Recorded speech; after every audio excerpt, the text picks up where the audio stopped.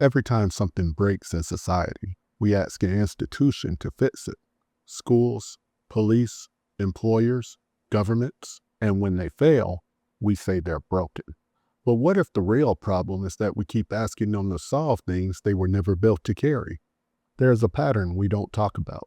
When something feels overwhelming, loneliness, fear, instability, we look for a system to absorb it. Not because it makes sense, but because it feels safer than admitting we don't know where else to put it. Institutions give us the illusion of control. If there's a policy, a department, or a rule, then maybe the problem isn't ours to sit with. We can hand it off. And once we do that, we start expecting relief, not just structure. Over time, we turn institutions into emotional shock absorbers. We ask them to hold things that are deeply human: grief, fear, meaning, belonging. And when they can't, we call it incompetence, or corruption, or failure. But sometimes it's not failure at all. Sometimes it's a mismatch between what we need and what the system was designed to provide. Think about work.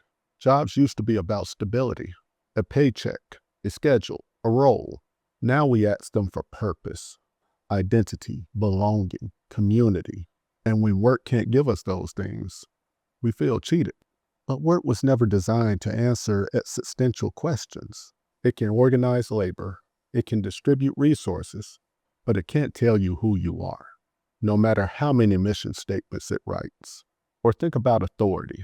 We expect systems built for enforcement to also be counselors, mediators, moral guides.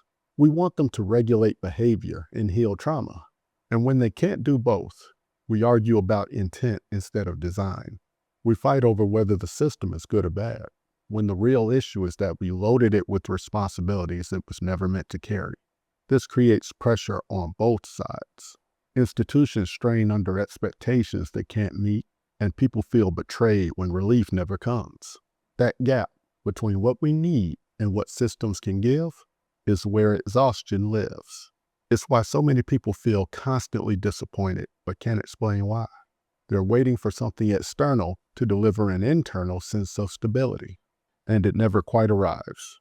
The hardest part of this conversation is admitting that there isn't a clean fix. Some needs can't be outsourced. Some weight can't be handed off.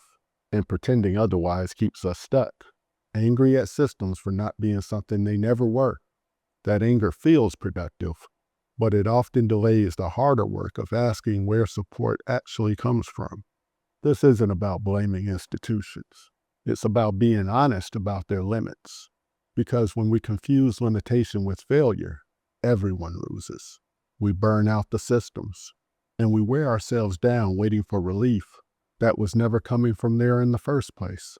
That confusion has a cost, and most people are already paying it, even if they don't have the words for it yet.